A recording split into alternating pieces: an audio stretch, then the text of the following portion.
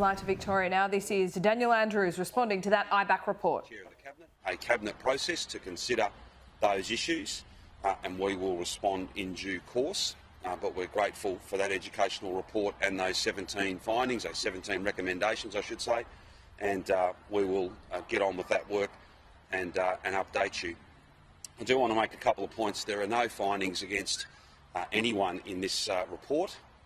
It is an educational report, and they're not my words. That's the way in which IBAC themselves have described this. But the recommendations do go to a number of serious matters, important matters, and we will give proper consideration as part of a proper Cabinet government process to each of those. The staff members that are referred to in this report do not work for the government anymore and have not worked for the government for years. And of course, as you well know, the two ministers who are referenced in the report are not even members of the parliament any longer.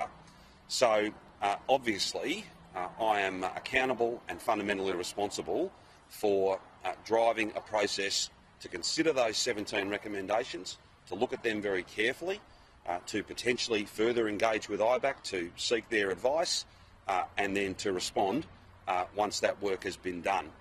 This matter has not been to Cabinet.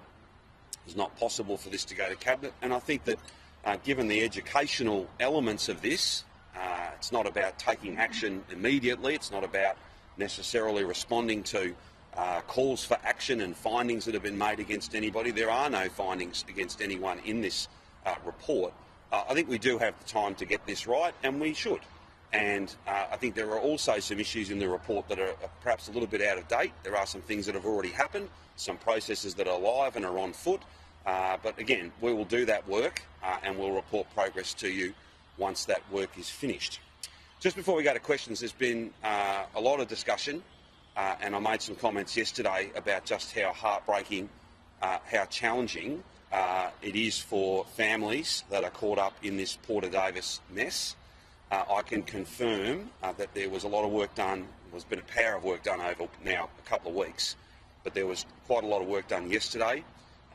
OK, that's where we leave Daniel Andrews for the moment. He has given his initial response to this IBAC report at the outset of this media conference. He was at pains to point out that this is a quote-unquote educational report, and that's how it has been described. He says the staff members no longer work for the government and the ministers mentioned are no longer in Parliament. But there will be plenty of questions from journalists there on the ground. We'll take you back to Melbourne when we see some of that questioning of the Premier.